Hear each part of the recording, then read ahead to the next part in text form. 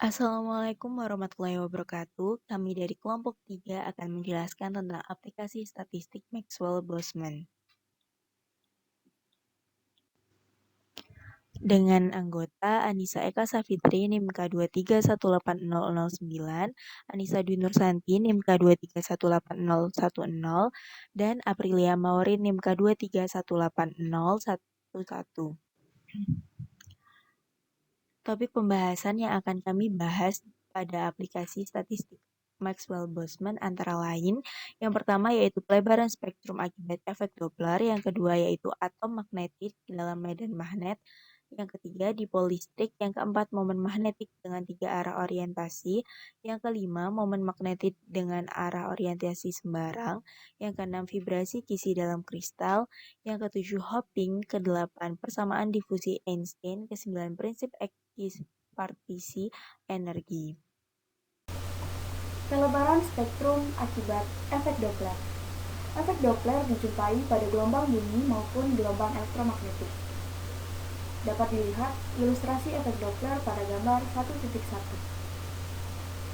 Jika sumber gelombang mendekati pengamat, maka panjang gelombang yang diukur oleh pengamat lebih kecil daripada apabila sumber diam terhadap pengamat.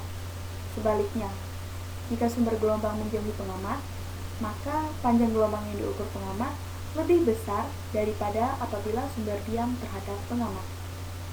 Khusus untuk gelombang elektromagnetik, panjang gelombang yang diukur oleh pengamat yang diam yang dihasilkan oleh sumber bergerak dengan kecepatan Vx terhadap pengamat adalah lambda sama dengan lambda 0 1 min Vx per c. Dengan lambda merupakan panjang gelombang yang diukur pengamat, lambda 0 panjang gelombang yang diukur jika sumber gelombang diam terhadap pengamat, dan c adalah kecepatan cahaya. Vx akan lebih besar dari 0 jika sumber mendekati pengamat, dan Vx akan lebih kecil dari 0 jika sumber menjauhi pengamat. Gambar 1.2 merupakan ilustrasi pengamat terhadap panjang gelombang. Suatu atom memancarkan spektrum gelombang elektromagnetik dengan panjang gelombang tertentu, sebut saja lambda 0, akibat transisi elektron antar tingkat energi atom. Jika atom dalam keadaan diam, maka panjang gelombang yang diukur adalah lambda 0, persis sama dengan panjang gelombang yang dipancarkan atom. Tetapi, jika atom mendekati pengamat dengan laju Vx, maka panjang gelombang yang diukur pengamat adalah lambda sama dengan lambda 0 1 min Vx per c. Dan sebaliknya, jika atom menjauhi pengamat dengan laju Vx, maka panjang yang diukur pengamat adalah lambda sama dengan lambda 0 1 plus Vx per c. Jika ada sejumlah atom yang diam, maka gelombang yang diukur pengamat merupakan jumlah gelombang yang dipancarkan oleh semua atom.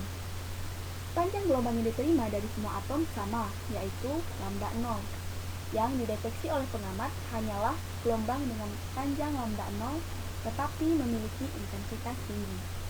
Akan tetapi, jika atom yang memancarkan gelombang bergerak secara acak, maka komponen kecepatan ke arah pengamat, yaitu Vx, juga acak. Akibatnya, panjang gelombang yang diukur pengamat yang berasal dari satu atom berbeda dengan yang diukur dari atom lainnya. Pengamat akan mengukur gelombang yang memiliki panjang bervariasi dalam jangkauan tertentu.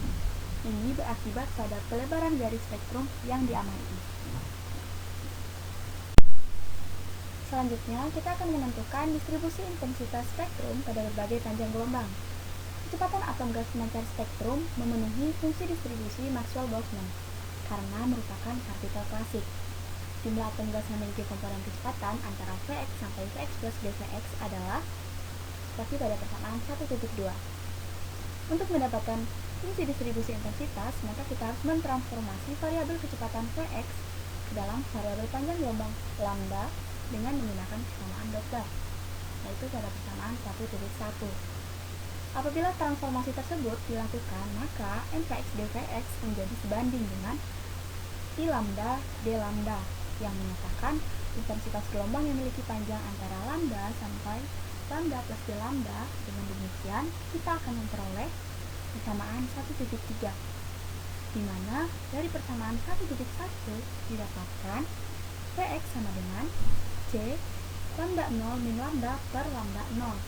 Dvx sama dengan min C per lambda 0 d lambda. Kemudian, substitusikan persamaan 1.4a dan 1.4b ke persamaan 1.3 sehingga diperoleh persamaan 1.5. Dengan I lambda 0 adalah intensitas ketika lambda sama dengan lambda 0. Dapat dilihat pada gambar 1.3 merupakan plot intensitas sebagai fungsi panjang gelombang pada berbagai suhu gas. I lambda sebagai fungsi lambda pada berbagai suhu gas. Tampak bahwa intensitas terdeteksi di sekitar lambda 0, dengan lambda 0 merupakan lokasi puncak intensitas. Jika suhu diperbesar, maka spektrum makin lebar dan intensitasnya makin lemah. Ini disebabkan karena gerakan atom yang semakin acak. Atom magnetik dalam medan magnet. Untuk mempermudah, diasumsikan beberapa sifat berikut terlebih dahulu. Yang pertama, tidak ada interaksi antar atom. Interaksi hanya terjadi antara atom dengan medan magnet luar yang diberikan. Yang kedua, momen magnetik atom hanya bisa mengambil salah satu dari dua arah orientasi, yaitu searah medan magnet atau berlawanan arah dengan medan magnet. Ilustrasi dari asumsi tersebut tampak pada gambar berikut. Di mana dalam medan magnet, momen magnetik hanya dapat mengambil salah satu dari dua arah orientasi. Interaksi antara momen magnetik dengan medan magnet luar memberikan tambahan energi pada atom, seperti pada persamaan 1.6, dengan θ adalah sudut antara momen magnetik dan medan magnet. θ akan sama dengan 0 jika searah dengan medan magnet, dan θ akan sama dengan π jika berlawanan arah dengan medan magnet. Maka tambahan energi atom dengan momen magnetik searah medan magnet adalah min mu dikali B, dan tambahan energi atom dengan momen magnetik berlawanan arah medan magnet adalah mu dikali B. Probabilitas mendapatkan atom dengan arah momen searah medan magnet sebanding dengan tambahan energi atom dengan momen magnetik searah medan magnet, dan probabilitas menemukan atom dengan arah momen berlawanan dengan arah medan magnet sebanding dengan jumlah tambahan energi atom dengan momen magnetik berlawanan arah medan magnet. Dapat dituliskan seperti pada persamaan 1.9a dan 1.9b, di mana K adalah faktor pernormalisasi.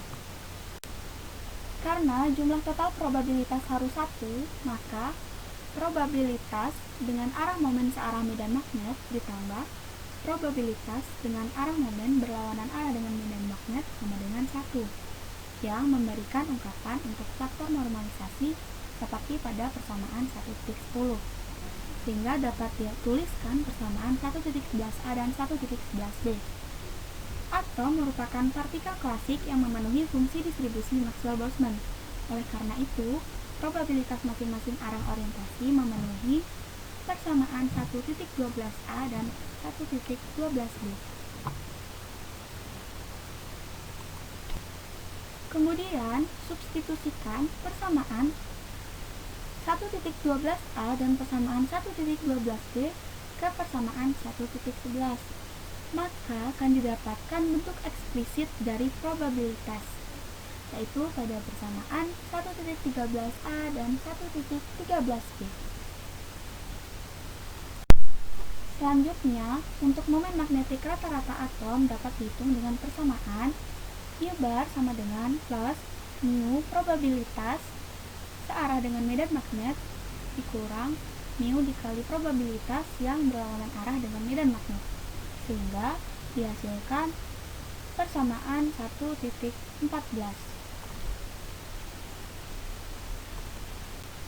Pada gambar 1.4 terlihat ilustrasi momen magnetik rata-rata atom sebagai fungsi suhu. Tampak bahwa jika T mendekati 0, maka nilai mu bar akan mendekati mu. Artinya bahwa pada suhu tersebut, momen magnetik rata-rata mengambil arah yang sama. Sebaliknya, pada suhu T mendekati tak hingga, maka mu bar akan mendekati 0. ini akibat getaran atom-atom yang sangat intensif, sehingga medan magnet luar yang diberikan tidak sanggup mengarahkan momen-momen magnet. Energi thermal elektron jauh melampaui energi interaksi dengan medan magnet. Arah momen magnet atom-atom menjadi acak. Akibatnya, jumlah momen magnet yang searah medan menjadi sama dengan yang berlawanan arah medan. Juga tampak bahwa untuk suhu yang sama, diumbar makin besar jika medan akan semakin besar. Ini disebabkan penggunaan medan yang besar akan memberikan paksaan yang lebih besar kepada atom-atom untuk menyearahkan momen magnetiknya. Dipol listrik. Misalkan kita memiliki sejumlah atom atau molekul sejenis yang masing-masing memiliki momen dipol. Di dalam assembly tersebut kita berikan medan listrik. Kita akan mencari berapa momen dipol rata-rata yang dimiliki atom atau molekul. Agar lebih mudah, maka kita mengasumsikan beberapa sifat berikut ini. Yang pertama, tidak ada interaksi antara sesama dipol. Interaksi hanya terjadi antara dipol dengan medan listrik luar.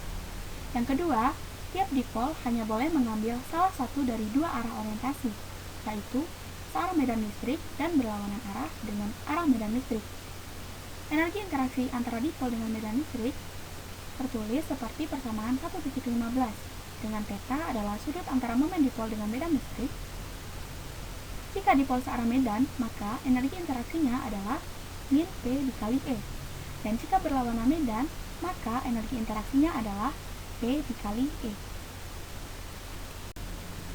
Pencarian momen dipol total persis sama dengan saat mencari momen magnetik total, hanya dengan menggantikan variabel-variabel yang ekuivalen sebagai berikut. D menggantikan mu dan E menggantikan B. Dengan melakukan penggantian tersebut, maka didapatkan persamaan momen dipol rata-rata seperti pada persamaan 1,17. Momen magnetik dengan tiga arah orientasi. Tiga arah orientasi momen magnetik yang diizinkan yaitu searah medan magnet, tegak lurus medan magnet, dan berlawanan arah medan magnet. Persamaan energi interaksi antara momen magnet dan medan magnet U sama dengan min mu B cos theta, maka untuk momen yang searah medan, energi interaksinya adalah U sama dengan min mu B. Dan untuk momen yang tegak lurus medan, energi interaksinya adalah U min mu B cos pi per 2 sama dengan 0 U sama dengan mu B. Dan untuk momen yang tegak lurus, energi interaksinya U sama dengan mu beta. Probabilitas untuk mendapatkan momen magnetik pada bagian arah tersebut sebagai berikut. Yang pertama yaitu momen magnet searah medan dengan persamaan sebagai berikut. P sama dengan E pangkat min U per KT per E pangkat U per KT plus E pangkat min U per KT plus E pangkat min U per KT. Sedangkan jika tegak lurus medan, maka P sama dengan E pangkat minus U per KT, E pangkat minus U per KT, plus E pangkat minus U per KT, dan plus E pangkat minus U per KT, atau sama dengan 1 per E pangkat mu B per KT plus 1 plus E minus mu B plus per KT. Kemudian untuk berlawanan arah medan, maka persamaannya yaitu P sama dengan E pangkat minus U per KT per E pangkat minus U per KT plus E pangkat minus U per KT dan plus E pangkat minus U per KT sama dengan E pangkat minus mu B per KT per E pangkat mu B per KT plus 1 plus E pangkat minus mu B per KT. Selanjutnya yaitu momen magnetik dengan arah orientasi sembarang. Momen magnetik yang membentuk theta sampai dengan theta plus d theta terhadap arah medan magnet. Arah medan magnet dipilih sejajar sumbu Z. Momen magnetik dengan arah orientasi demikian memiliki energi interaksi U theta sama dengan minus mu B cos theta.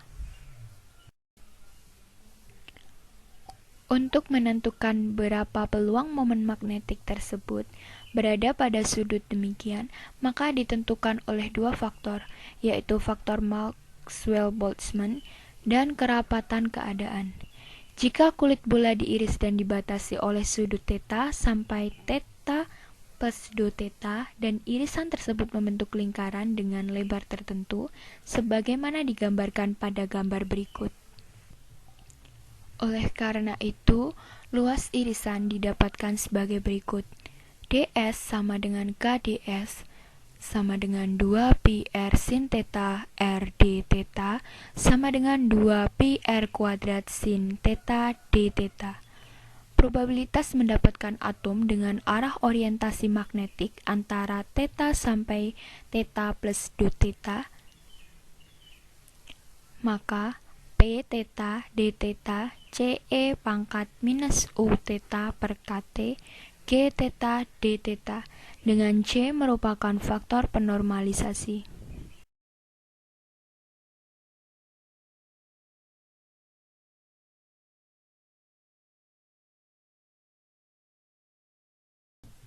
Maka dapat dirumuskan mu integral 0 sampai dengan pi cos theta E pangkat mu B cos theta per KT sin theta D theta per integral dari 0 sampai dengan pi E pangkat mu B cos theta per KT sin theta D theta. Untuk mencari mu rata-rata, maka mu integral dari mu B per KT sampai dengan minus mu B per KT KT per mu B X E pangkat X kali minus KT per mu B dx per integral dari mu B per KT sampai dengan minus mu B per KT E pangkat X kali minus KT per mu B dx.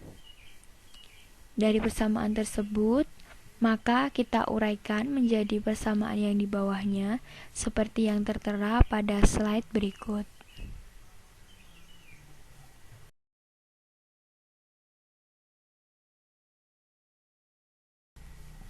Selanjutnya masuk ke subbahasan selanjutnya, yaitu vibrasi kisi dalam kristal. Atom-atom dalam kristal itu selalu bervibrasi. Atom-atom tersebut dapat dipandang sebagai kumpulan osilator harmonik sejenis. Tiap atom dipandang sebagai osilator harmonik bebas. Untuk mencari energi rata-rata osilator, maka menggunakan persamaan berikut. D beta ln Z sama dengan H bar omega per 2 plus H bar omega E beta H bar omega per 1 minus E beta H bar omega. Maka dapat disederhanakan menjadi persamaan berikut. H bar omega per 2 plus H bar omega per E H bar omega per KT min 1. Selanjutnya akan dibahas oleh teman saya. Jika ditinjau konstruktivitas suatu material ionik, ion-ion dalam material semacam ini menempati posisi yang tetap. Ion-ion tersebut tidak dapat bergerak bebas seperti pada atom zat cair ataupun gas. Tetapi ketika material tersebut ditempatkan di antara dua elektroda dan diberi beda potensial, maka ada arus yang mengalir dalam material. Hal ini karena ion-ion berada pada lokasi yang tetap dan sulit bergerak. Maka kita dapat menganggap bahwa masing-masing ion terkurang dalam lembah potensial seperti yang diilustrasikan pada gambar 9.8 di bawah ini. Pada gambar ini, ion-ion dalam material ionik dapat dianggap terkuntung dalam lembah potensial. Tinggi bukit potensial mencerminkan energi ikat yang memiliki ion-ion. Makin tinggi bukit potensial, maka makin kuat ion-ion terikat pada tempatnya. Namun, meskipun ion-ion terikat pada posisi tempat masing-masing, ion-ion masih dapat memiliki peluang untuk berpindah ke lokasi lain dengan cara meloncati bukit potensial. Peristiwa ini disebut dengan hopping. Untuk menjelaskan fenomena hopping, mari kita lihat dua ion bertetangga seperti yang diilustrasikan pada gambar 9.9 di bawah ini. Tinggi bukit potensial adalah U0. Ion dapat meloncati bukit potensial jika memiliki energi QU0 dengan Q muatan efektif ion. Berdasarkan statistik Maxwell-Boltzmann, peluang ion memiliki energi QU0 adalah P sama dengan CE pangkat min QU0 per KT, dengan C adalah faktor penormalisasi. Ion kiri dan kanan melihat bukit potensial yang sama tingginya. Peluang ion kiri meloncat ke kanan adalah P positif sama dengan CE pangkat min QU0 per KT. Dan peluang ion kanan meloncat ke kiri adalah P negatif sama dengan CE min Q pangkat sama dengan CE pangkat min QU0 per KT. Karena kedua peluang tersebut sama, maka secara total tidak ada loncatan ion neto ke kiri maupun ke kanan. Akibatnya tidak ada arus dalam bahan. Selanjutnya, kita meninjau difusi ion di bawah pengaruh medan listrik. Peristiwa ini sering dimanfaatkan dalam proses elektroforesis, di mana medan listrik digunakan untuk menggerakkan partikel-partikel bermuatan dalam zat cair. Mari kita lihat sebuah assembly yang mengandung sejumlah ion. Jika dianggap tidak ada interaksi antar ion, interaksi hanya terjadi antar ion dan medan listrik yang ditetapkan. Misalkan muatan ion sama, yaitu Q.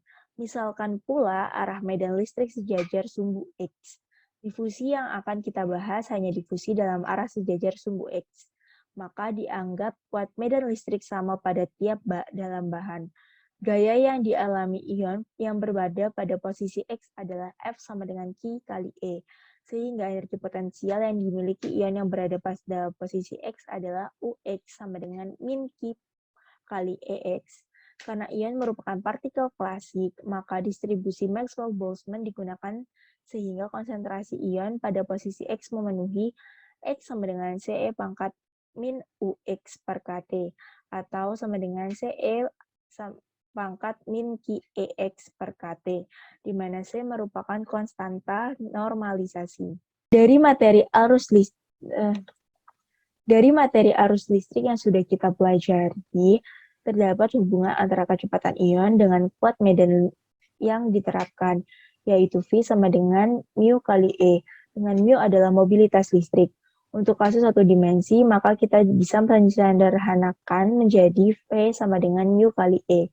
Kerapatan arus pada posisi X listrik adalah yang diakibatkan oleh medan, yaitu JCX sama dengan VNX sama dengan mu ENX. Di samping itu, karena terjadi ketidakhomogenan distribusi ion, maka terjadi juga pergerakan ion akibat ketidakhomogenan itu. Gerakan ion akibat fenomena ini disebut difusi. Kerapatan arus difusi memenuhi JD sama dengan min D kali lambda N. Dengan D disebut konstanta difusi dan lambda sama dengan I do per do X tambah J do per do Y plus K do per do Z. Tanda minus pada persamaan di atas menginformasikan bahwa arah aliran ion akibat difusi berlawanan dengan arah gradien kerapatan ion. Artinya, ion mengalir dari lokasi dengan kerapatan tinggi ke lokasi dengan kerapatan rendah. Lebih khusus lagi, kasus satu dimensi. Kerapatan arus difusi dapat ditulis yaitu JDX sama dengan min D kali DNX per DX. Yang selanjutnya yaitu prinsip ekipartisi energi. Bila energi partikel-partikel dalam suatu sistem berbentuk kuadrat dari koordinat posisi dan momentum sistem, maka setiap suku yang mengandung kuadrat tersebut akan berkontribusi terhadap energi rata-rata sebesar setengah kT, di mana T adalah temperatur sistem. Hal ini akan dibahas sebagai suatu aplikasi dari statistik Maxwell-Boltzmann. Yang pertama yaitu bentuk-bentuk energi. Energi suatu partikel dapat berbentuk murni energi kinetik, misalnya dalam arah X, yaitu EX sama dengan PX kuadrat per 2M. Dalam bentuk energi kinetik juga, EX sama dengan PX kuadrat per 2M plus setengah mu X kuadrat, yang berlaku juga untuk arah Y dan arah Z. Suatu bentuk lengkap E yang bergantung pada kuadrat dari koordinat-koordinat ruang tahu adalah E sama dengan dalam kurung PX kuadrat plus 2 per 2M plus setengah mu X kuadrat plus dalam kurun PX kuadrat per 2M plus setengah mu Y kuadrat plus PX plus PZ kuadrat per 2M plus setengah mu Z kuadrat. Rata-rata energi potensial mirip pegas yaitu UX sama dengan setengah mu X kuadrat, di mana E sama dengan setengah mu X kuadrat, sehingga UX sama dengan KT dikali integral U kuadrat E pangkat min U kuadrat DU per integral E pangkat min U kuadrat DU atau sama dengan setengah KT. Berlaku juga untuk komponen Y dan Z. Nah, selanjutnya yaitu derajat kebebasan. Umumnya dan lebih berguna apabila setiap kontribusi saling berbasis dalam energi berupa suku kuadrat yang bergantung pada koordinat ruang tau, dirujuk sebagai suatu derajat kebebasan sebuah partikel gas. Energi rata-rata 21 kT dimiliki oleh setiap derajat kebebasan atau mode saling bebas dalam menyimpan energi. Sebagai contoh, misalnya terdapat N partikel yang merupakan osilator harmonik, maka derajat kebebasannya adalah 6, biasa dinyatakan dengan F. Sehingga energi sistem tak lain adalah U sama dengan 6N setengah KT atau 3 NKT. Dengan demikian, energi sistem yaitu U sama dengan F kali N kali setengah KT.